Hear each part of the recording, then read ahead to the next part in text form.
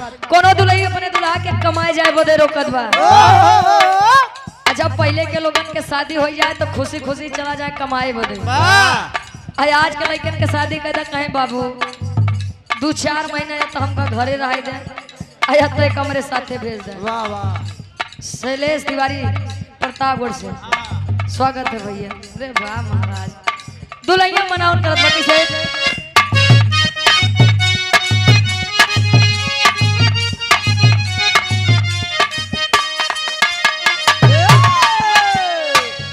हाथी जोड़ी कहतानी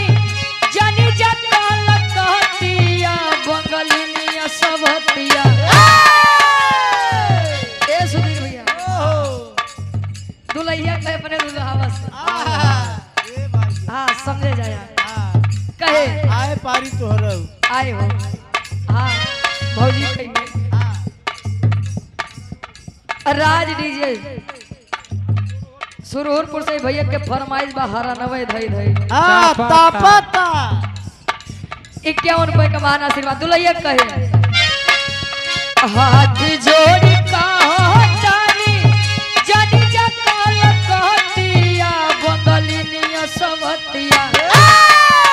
बंगलिनिया सबतिया मारी देई राजा तोहर मतिया बंगलिनिया सबतिया हमारी गई सुधीर तोहर मतिया बंगलिनिया सबतिया हमारी गई सुधीर तोहर मतिया। अच्छा काहे उनकर मती मारी बा समय आवत नवंबर होई तक दुल्हैया कहे जाए के बाद लुधियाना चला जा मुंबई चला जा कलकत्ता चला जा अरब सऊदी चला जा। अरब सऊदी होता कि सऊदी अरब होता कहे जाई के विदेशवा में हमके भुलाइबा हमके बुलाए बा हो हमके बुलाए हो हमके बुलाए बा हो हमके बुलाए बा। ओही सबतिनिया पे राजा जी लो भाईबा राजा चलो भाए बा हो राजा चलो भाए बा राजा चलो भाए बा हो राजा चलो भाए बा। जाई के विदेशवा में हमके भुलाइबा ओही सबतिनिया पे राजा जी लो भाईबा हाथ जोड़ी कहतानी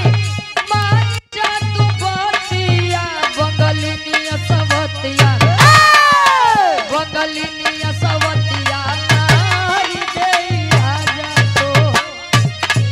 बंगलिनिया सबतिया हमारी देई राजा तोहर मतिया बंगलिनिया सबतिया हमारी देई राजा तोहर मतिया।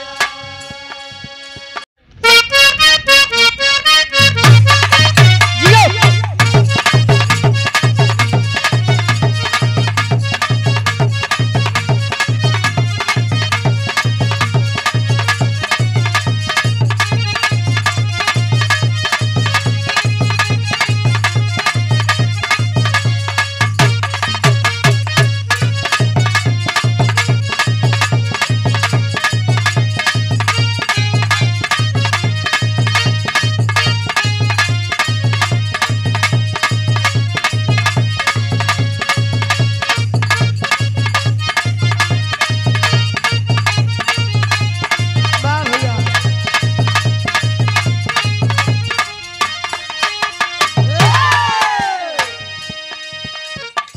बड़ी बढ़िया गीत के संकेत करते हैं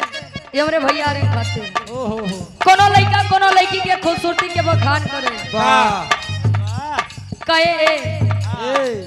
जब से हम तो का देखे वाह तब से मिर्गी बराबर आवे लगी बा। लड़की का देखे से मिर्गी आवत मारे ऐसे ही बोल छिला। बस लइको कहे जब से हम तो का देखे ही मन में एक अलग ही जज्बात उमड़त अरे वाह कहे बखान करे कैसे वाह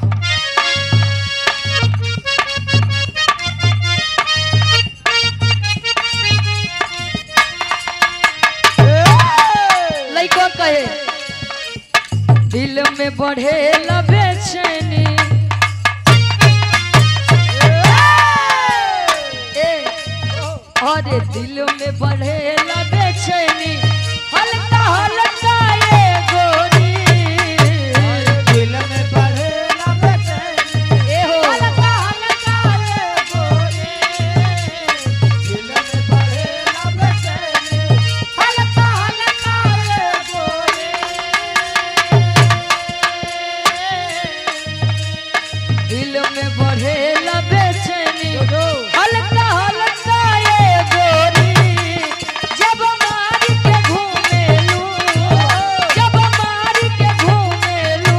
लिपस्टिक ललका ये गोरी जब मार के घूमेलू लिपस्टिक ललका ये गोरी जब मार के घूमेलू लिपस्टिक ललका ये गोरी अच्छा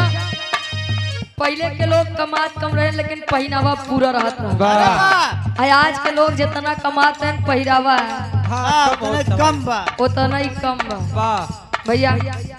पहले के लोग कपड़ा फट जाए तो बस सी के पहनत रहे वाह आज फटा कपड़ा के कीमत 2000 2500 3000 रुपया हाँ उसके फरवाई फरवाई कहने बाहरे जमाना लइकवा कहे तोर सादगी बड़ी पसंद बा अरे वाह कैसन सादगी देही अपटा ले लू दुपट्टा